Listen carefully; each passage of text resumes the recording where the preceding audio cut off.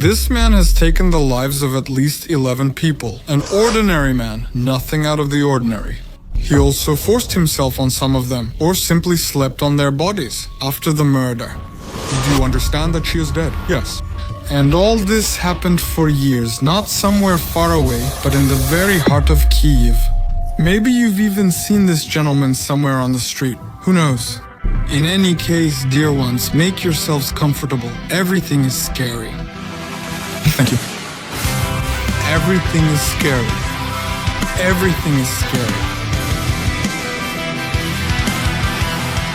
On January 1, 2024, a woman who was selling flowers at a 24-hour kiosk on Holosivsky Avenue heard a strange noise outside. She went outside and saw a man who, despite a strong accent, was able to explain that two hooligans had broken the window of the neighboring shop. And then they just ran away. The flower seller knew the owner of the shop where the crime happened, so she called him and informed him about the incident. The man said he could only come again in the morning, and he asked the saleswoman to keep an eye on the premises until then so that it wouldn't be robbed. At that time, it was already late evening outside, so fearing for her own safety, the woman initially refused. And among other things, as if sensing something bad, she uttered some eerie words. Good morning. Someone broke your shop window over there, just so you know. How would I know who did it? I didn't see who did it. I hear boom, boom. I went out, looked, and there was no one there. But then someone came out wearing a twisted mask like that.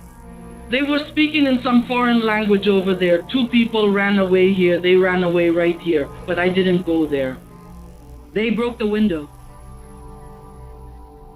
Do you want me to get killed here or what? Despite her fear, after a brief conversation with the kiosk owner, the woman agreed to tape up the broken window. The same man who first saw the hooligans was still standing next to her. He said that he despises such criminals who, in his opinion, are most likely drug addicts. Then he asked when the owner would arrive, and upon learning that he would be there no later than 5 in the morning, he expressed his desire to help. Together they fixed the window, after which the man told a little about himself. He asked the woman about the hedgehog and then suggested to have a drink. The woman declined, explaining she doesn't drink alcohol, and that was it. But you see, this really surprised her new acquaintance. He kept insisting, but realizing that the woman was absolutely against it, he said goodbye and left the room. When the curfew started in the city, the flower shop on Holosivsky kept working. The saleswoman simply turned off the lights but kept serving customers. Shortly after midnight, she heard a knock. And through the glass door, she saw that it was the same man who had helped her fix the window. He said that it seemed he had forgotten his scarf in the shop and asked for permission to come in and look for it. Nothing strange about that, right? The woman opened the door. And at the very moment she turned her back to the man, he began to mercilessly stab her with a knife.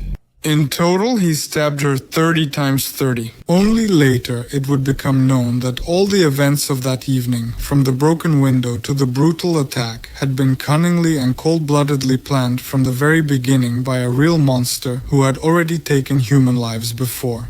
But this crime eventually helped investigators track down the serial killer who had been active in Ukraine for 6 years. So, thanks to the fact that Kyiv was equipped with a video camera, the investigators got a photo of the suspect and quickly sent out a wanted notice. Within a day, the man was found and detained. He turned out to be a 38-year-old citizen of Uzbekistan named Khamidov. At first, law enforcement officers still didn't fully understand who exactly they were dealing with. For some time after the arrest, it was believed that Khamidov attacked the woman in order to rob her, and that was it. That version really sounded plausible, since the detainee had gold jewelry on him that he had taken from the saleswoman's body. The realization that the police had tracked down the serial killer came only after Tavakal began to give testimony. He didn't deny the murder and confessed right after being detained. I took the knife, hid it in my hand so it wouldn't be seen, and I stabbed her in the neck and stomach. And that's it, I killed her. I admit it, I did it. Later, he gradually began to confess to other murders he had committed.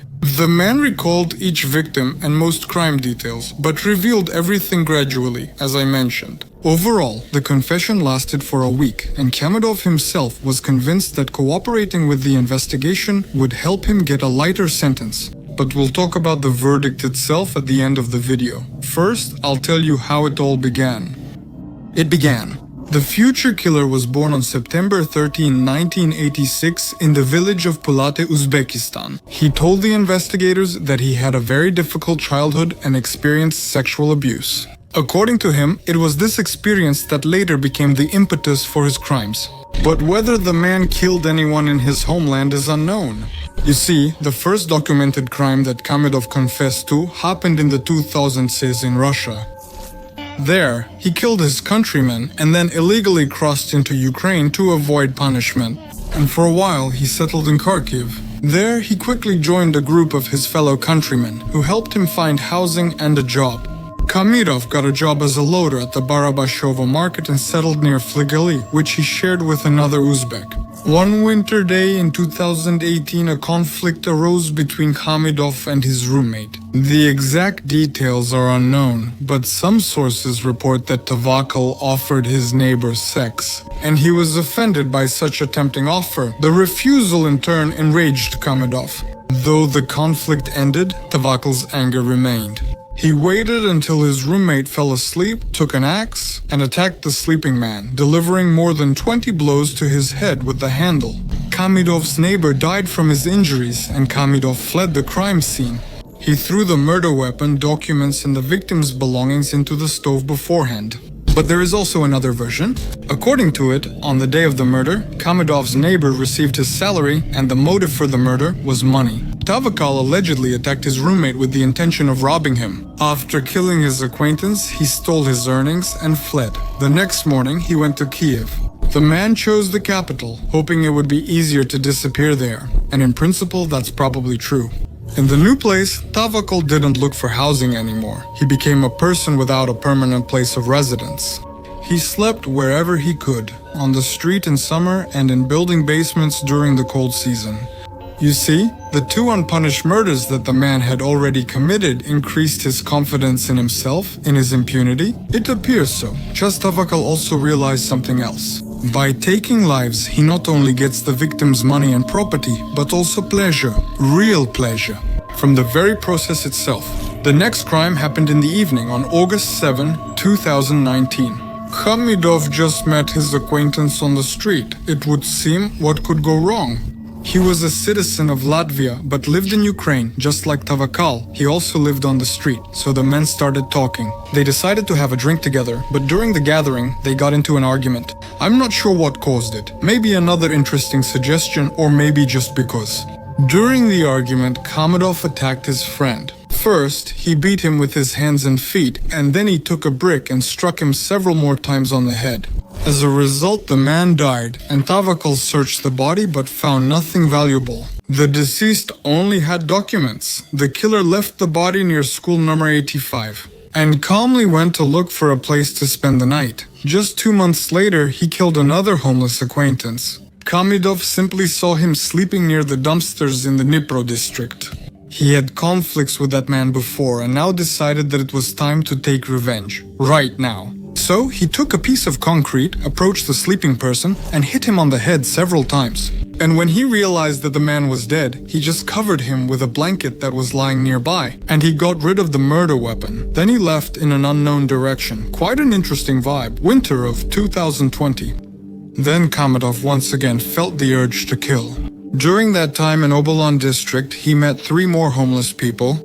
A father and his 2 sons made a living collecting bottles and other items. Then they would turn them in and buy alcohol, which they drank regularly, and the vocalist decided to drink with them. Again, nothing unusual. Because it was cold, the group went to a basement. When the drinks ran out and the father and son fell asleep, Khamidov took one of the men's belts and strangled everyone there one by one. Then he searched the bodies and took everything they had, but all they had was 20 hryvnias. I think it's telling that this time there was no conflict between Khamidov and the victims. At all. I mean, the men just went to sleep, and that guy took their lives at the moment when they didn't. They were asleep and totally helpless. Basically, that's exactly how he will act in the future, never engaging in direct confrontation, but attacking people when they are helpless, when they literally turn their backs to him. But despite this, one man still managed to survive an encounter with the serial killer. However, shortly before that attack, Khamidov had to lay low for a long time. According to the Register of Court Decisions, in 2020, the Migration Service was interested in him and his singing. By court decision, the man was to be forcibly expelled from Ukraine because he was staying in our beautiful country illegally. But due to the COVID-19 pandemic and restrictions at the checkpoints, it was not possible to do this at that time. The court documents state that the man was detained at that time and placed in a temporary accommodation center for foreigners for 6 months. And that's when the murder stopped. But when Khamidov was later released without being sent back to his homeland, he resumed his activities, so to speak. This happened in June 2021, and either after a long break, he lost his caution, or the victim just got lucky. But in any case, she survived, and that's what matters most. That day, around 10 p.m., Khamidov was walking through a courtyard in the Sviatoshinsky district and saw a drunk man. Taking advantage of his helpless state, Tavakal picked up a piece of asphalt he found on the ground. Well, and then he attacked the stranger from behind. The man was knocked unconscious by the blow, and Khamidov searched his pockets. He found nearly 2,500 hryvnias and a mobile phone and was about to finish off the victim. However, at that very moment, the killer noticed that someone had come out of the nearby entrance. Did this scare Tavakal? Of course. And he quickly ran away, leaving the still-alive victim lying near the garbage bins. Khamidov's victim received assistance and was questioned, but he couldn't identify the attacker because, as I remind you, he simply didn't see his face during the attack. At that time, law enforcement couldn't even imagine that they were dealing with a serial killer. All his other victims were found in such a condition that it was impossible to determine the cause of death. There were no clues at the crime scenes, so none of the attacks were connected to each other. As for the man who survived, the crime against him was written off as a regular robbery. It happens. Meanwhile, Khamidov sold the phone he stole from the victim, and with the money he made, he went to the sea, to Odessa. After, let's say, his vacation, Khamidov was once again forced to stop killing. This time, the reason was his arrest by law enforcement officers in the city of Kyiv. Unfortunately, the man was not suspected of criminal offenses. He was arrested for illegal possession of a vehicle and sentenced to 5 years in prison. But surprisingly, after just 11 months, that man was simply released under Article 75 of the Criminal Code of our wonderful country. Yes, he was released from serving his sentence and given a probation period of 3 years, and basically, that's it. After being released in June 2023, Khamidov killed a woman for the first time, the day of the crime. Near the Dorohozhichi metro station, he met his future victim, and after a brief conversation, they decided to have a drink together. I said hi. I said hi. Immediately, the atmosphere changed and she instantly said, "So, shall we?" I said, "Let's go." "Shall we what?" "Well, alcohol, beer or vodka. Vodka's better." And then she quickly stood up, and that was it for me. "Did she offer the alcohol or beer, or did you?" "Yes," I asked. "Shall we?" "Did you offer her?" "Yes," I said, "we would drink." She said, "Beer or vodka?" She said, "Let's have vodka." We agreed to go. I poured the vodka, and that's how I do things, sometimes still on the edge today. Yes, that's when we drank it. Yes, we drank vodka. We drank it that way? Yes. What did you buy? We bought vodka, a glass, and sausage. Volume of vodka? The volume of vodka is 0.5. After finishing the shopping, Khamidov took the woman to a deserted place located in the Babin Yar ravine. They drank alcohol together until the new acquaintance suggested something to the man. To kiss, which they actually did, and soon after, they also had sex, and I kissed him back, and after that, and that's it, and then the arousal was gone. Then, right after sex, Tabakal attacked. Got it. They took our shipment, and they were on top of us, and that's it. They held on until the end. How? Long. Did you... Hold her like that? For a minute or two, we walked around alone. A minute or two, more like two and a half, about 3. When we stood up, for me, the hand lasted about 3 minutes. And I held on until the end, and that's it. They let go, and I held on again. Well, so that at that moment, standing up, I could walk around. And that's all. Overall, the process of killing took the attacker about 10 minutes. After finishing the job, Khamidov raped the already dead woman. In the future, the serial killer would keep performing sexual acts on some victims' bodies, and this regardless of their gender. As for this particular murder, Khamidov tried to rob the woman he had killed, but she didn't have anything valuable with her. So, the serial killer took her purse, threw it away not far from the crime scene, and headed toward Oberland. Another murder in July 2023 happened according to the now classic pattern. Meeting a man who lived on the street, drinking alcohol with him in a deserted place, an argument. Khamidov strangled him, and then simply left the scene of the crime. And just a few days later, he attacked again. Again, it was a woman. The only difference was that the stranger herself approached the killer and asked for help.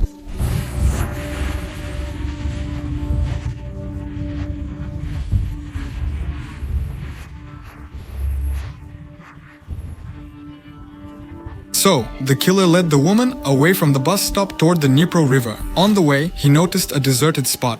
And there, from behind, he attacked the unsuspecting victim. He strangled her. Then he robbed the already dead woman, taking her phone and 200 hryvnias. Well then, he hid the body and committed actions of a sexual nature with it, let's put it that way. Since the murder happened shortly before the start of the curfew, Khamidov was afraid to leave the crime scene. He didn't want to attract unnecessary attention to himself, so he just lay down on the corpse. And he slept on it like that all night. How about that? Next, the testimony.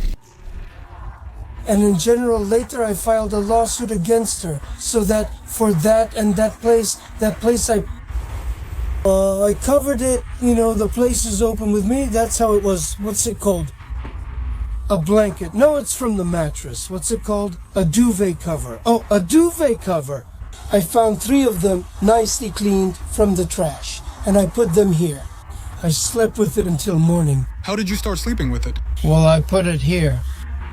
Well, then I left my head like this, and I slept here. Well, I slept until morning. I left after those who woke up before sunrise. You understand that she is dead? Yes, dead. At dawn, the killer hid the body in the bushes. After that, he disappeared. 13 days later, Khamidov killed again. This time, he changed his method a little and acted more cunningly than usual. You see, the monster's victim was an old man. Tavakal met him basically the same way he met most of his other victims. First, he offered him a drink. Over drinks, the men started talking. Then Khamidov said that he had a good way to make some extra money, especially for the old man.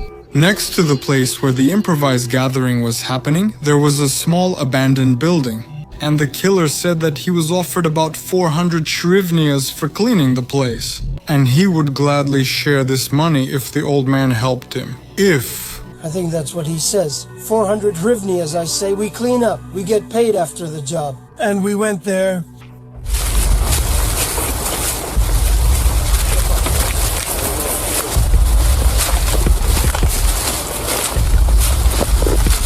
These 3 bags are missing, right? We showed him to collect here again. And what will happen? I said there will be a house, there will be repairs. We'll close it twice, I said. And that's it, I said.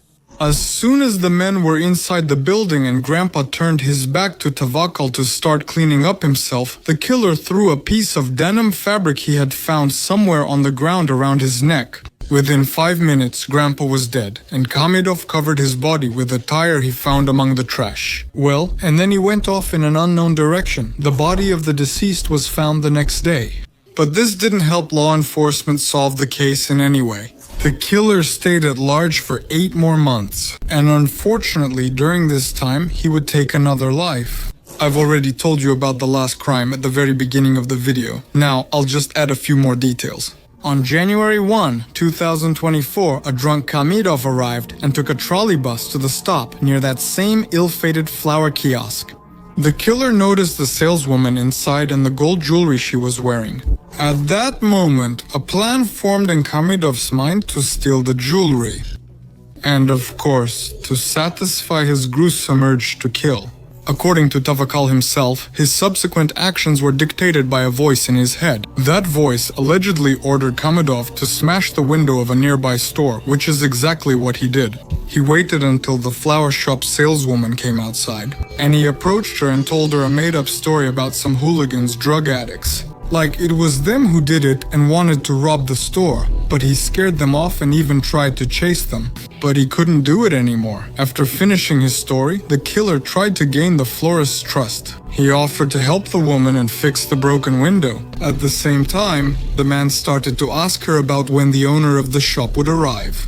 And realizing that the owner would only be there in the morning, Tavakal understood. He would be able to kill the woman without any problems if he returned to the flower shop during curfew hours. Which, as we already know, is exactly what he did. When Khamidov returned, the woman let him in. Since she believed in his good intentions after he helped with the window, which he himself had broken, of course that was a fatal mistake. But the woman couldn't. She couldn't know that he was a murderer.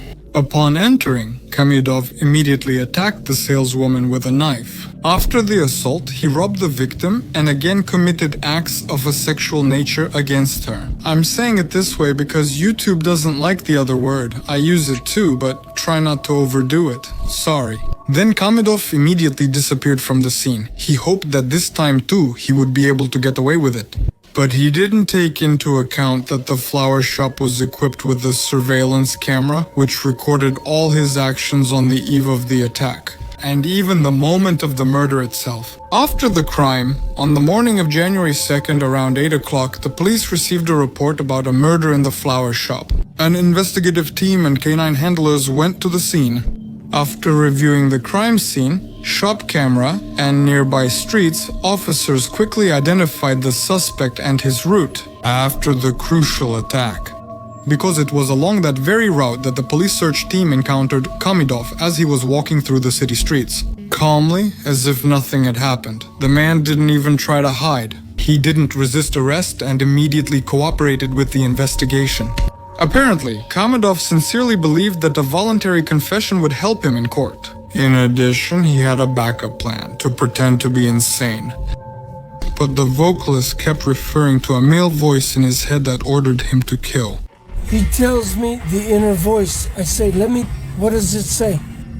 Yeah, after that, no more. And he says no.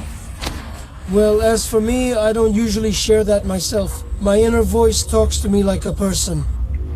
Vor, I say vor. I observe peace. I say this, I observe peace. This is how you should do it. That's how I'll sell it. What?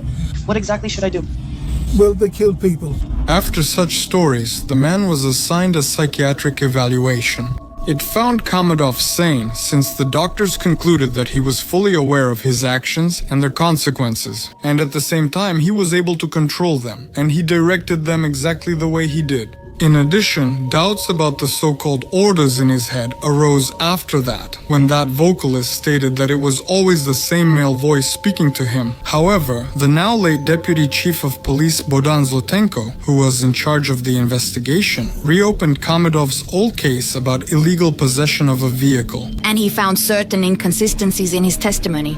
You see, during that arrest in 2021, the vocalist also referred to voices that ordered him to commit the crime. But back then, he insisted they belonged to a woman. Considering this, it's possible that Khamidov wasn't actually ill. He might have just been pretending a mental illness just to avoid punishment. In any case, all of the killer's attempts to reduce his sentence failed. The panel of judges found the man guilty of all the charges brought against him. Overall, it was proven that over the course of 6 years, the accused took the lives of 3 women and 8 men. He also attempted to kill another victim, but was unable to carry out his plan to the end due to circumstances beyond his control. Fortunately, Anne Vakal in principle did not argue with anything and obediently listened to the judges, and then to their verdict. Life imprisonment for all criminal offenses under the specified parts and paragraphs of Article 115 and Article 15 of the Criminal Code of Ukraine, committed before the Obolonsky District Court of Kyiv's verdict on June 22, 2022, and following Articles 7 and 10's rules, Khamidov TVK, born August 9, 1986, is sentenced to life imprisonment with property confiscation by absorbing lesser punishments into a more severe one. According to some sources after the trial, Khamidov told his lawyer that despite his confession, he does not feel guilty. At that time, Deputy Police Chief Bogdan Zlotenko was also convinced that the murderer had not repented. He said it was neither remorse nor an accident. Whoever feels it, no one sees it. Annie, and this is not business. For us, he has given the amount. Maybe not for him. Well, dear ones, that's about it. Thank you so much for watching this video all the way to the very end. You are the best. And I'll see you in the next video.